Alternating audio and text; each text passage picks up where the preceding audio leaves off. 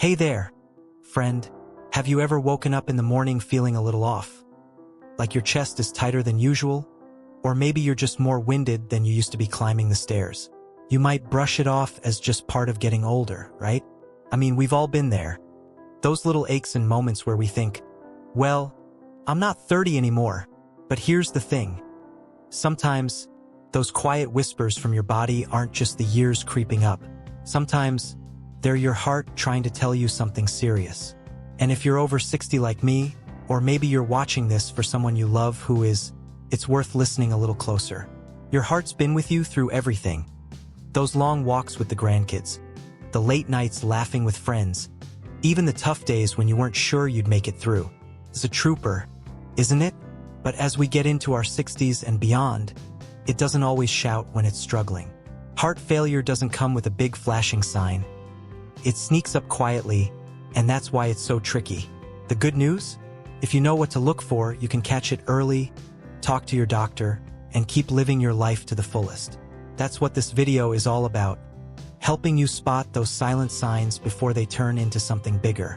Today, we're going to walk through 5 little clues your heart might be sending you right now, things you might not even think twice about. These aren't the obvious chest pain or the dramatic movie-style heart attack symptoms.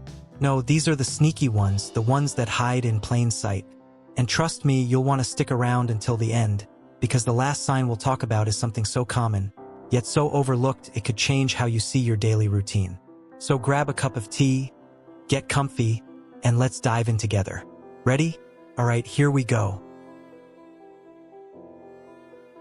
First up, let's talk about something you might not connect to your heart at all. Swelling in your legs, ankles, or feet. You know that feeling when your socks leave those little marks around your ankles? Or maybe your shoes feel tighter by the end of the day. It's easy to think, oh, I've just been on my feet too long. Or maybe it's the weather. And sure, that could be true sometimes. But if you're noticing this puffiness more often, like it's sticking around even when you're resting, that could be your heart waving a quiet flag. See, when your heart isn't pumping as well as it should, fluid can start to build up in your body. It's like a traffic jam down there. Your blood isn't moving as smoothly, so it pools in your lower legs. I had a friend, Tom, who thought his swollen ankles were just from his new gardening hobby. He'd laugh it off, saying, "Guess I'm not cut out for kneeling anymore." But when he mentioned it to his doctor, they found out his heart was working harder than it should. A few tweaks to his routine, and he's back to tending his roses without that extra baggage. So, next time you kick off your shoes, take a quick peek. If those ankles look puffier than usual, especially if it's both sides, don't just shrug it off. Make a note to chat with your doctor about it. It's a small step that could mean a lot. Now, let's move on to something else that might surprise you. Feeling out of breath doing things that used to be no big deal. Picture this. You're walking to the mailbox, or maybe you're carrying a bag of groceries from the car, and suddenly you're huffing and puffing like you just ran a marathon. Sound familiar? I'll bet a lot of us have had that moment where we pause and think, when did this get so hard? It's tempting to chalk it up to age or being out of shape, and hey, maybe that's part of it. But if this shortness of breath keeps popping up, especially with stuff you've done 1,000 times before, it might be more than just needing to stretch your legs more. When your heart's not pumping efficiently, it can't get enough oxygen-rich blood to your muscles fast enough. It's like trying to water a big garden with a tiny hose. Everything slows down. My neighbor, Linda, noticed this when she couldn't keep up with her dog on their usual loop around the block. She used to joke, "Guess Max is too fast for me now," but it bugged her enough to get it checked out. Turns out, her heart needed a little help, and now she's back to keeping pace with that pup. So here's the trick. Pay attention to when you feel winded. If it's happening with light activity, not just after a big workout, and it's new for you, that's your cue to listen up. It's not about panicking. It's about noticing what's different and taking it seriously. These first 2 signs, swelling and shortness of breath, they're sneaky, aren't they? They're the kind of things we might brush off as normal aging, but they can be early whispers from your heart saying, "Hey, I need a little attention here." And the beauty is, catching them early doesn't have to mean drastic changes. Sometimes it's just a tweak to your meds, a chat about your diet, or a simple test to see what's going on. But there's more to this story, And the next sign we're going to talk about is one that hit close to home for me. It's something I never would have linked to my heart until I learned better. Let's keep going. So, we've been talking about how your heart can send you these quiet little signals, ones that don't scream trouble but whisper it instead. And I'll tell you, the next one we're diving into is something I brushed off for way too long until it started making sense. Have you ever found yourself feeling just wiped out? Like, not the kind of tired you get after a busy day helping the kids move furniture or chasing the grandkids around the yard, but a deep, heavy exhaustion that hits you out of nowhere? Maybe you're sitting on the couch, flipping through a magazine, and suddenly you feel like you could sleep for a week. That's what we're talking about here. Extreme fatigue that doesn't match what you've been doing. It's not just, I need a nap tired. It's, I can barely keep my eyes open tired, even when you haven't done much. Now, I get it, life after 60 isn't always a sprint. We slow down a bit, and that's okay. But this kind of tiredness is different. When your heart isn't pumping like it used to, your body doesn't get the oxygen and energy it needs to keep going. It's like your car running on a half-empty tank. You're moving, but it's a struggle. I remember my cousin Ed telling me he'd sit down to watch his favorite fishing show, and 10 minutes in, he'd be nodding off. He'd laugh and say, "Guess I'm just an old man now." But it kept happening, day after day, even after a full night's sleep. Finally, he mentioned it at his checkup, and his doctor said, "Ed, this isn't just age. This is your heart talking." They adjusted a few things, and now he's back to casting lines instead of snoozing through the afternoon. So here's what you can do. Start noticing when that fatigue hits. Is it random? Does it stick around even after you rest? If it's more than just a one-off, don't let it slide. Jot it down, tell your doctor, and see what's up. It might be nothing, or it might be your heart asking for a little help to keep you going strong.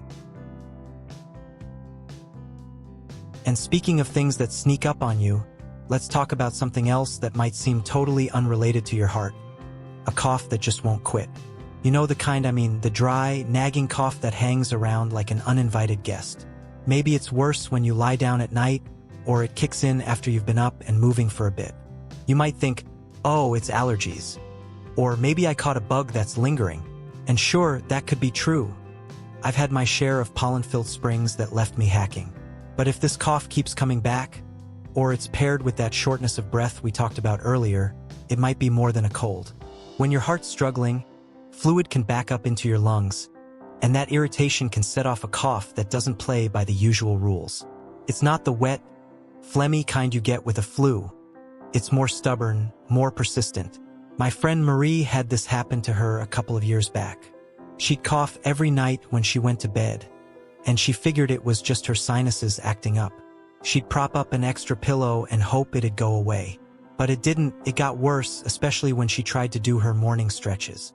She finally told her doctor, half joking, that she was turning into a barking dog. Turns out that cough was tied to her heart not keeping up like it used to.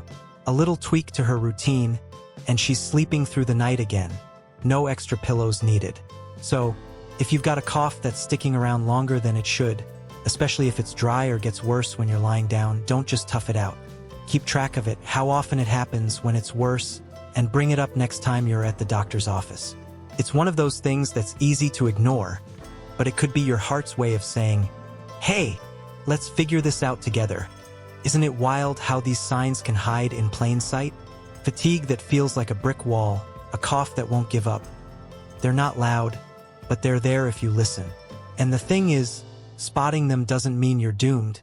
It means you've got a chance to do something about it. We've still got one more sign to cover, and it's a sneaky one that ties into something you do every single day. Let's keep rolling and dig into that next. So here we are, at the last stop on this little journey through the quiet ways your heart might be trying to get your attention. And this one's a real curveball because it's something you'd never think to connect to your ticker. Feeling queasy or just not hungry, even when you haven't eaten much. Who hasn't had a day where their stomach's a little off, right? Maybe you blame it on something you ate, or you figure you're just not in the mood for that sandwich. But if this nausea or lack of appetite keeps showing up, like you're pushing food around your plate more than you're eating it, or you feel a little sick for no good reason, it might be worth a second look. It's not the dramatic, clutching your chest kind of clue. but it's one that can slip under the radar until it's been around too long. Here's why this happens. When your heart isn't pumping as well as it should, your digestive system doesn't get the blood flow it needs to do its job. It's like the power's been turned down low. Everything slows, and your stomach starts to protest. Sometimes it's a vague nausea, like you're on a boat that won't stop rocking. Other times, it's just not wanting to eat, even your favorite things. My Uncle Joe went through this a while back. He'd always been the guy who'd polish off a big bowl of spaghetti without blinking, but suddenly he was picking at his meals, saying, I'm just not feeling it.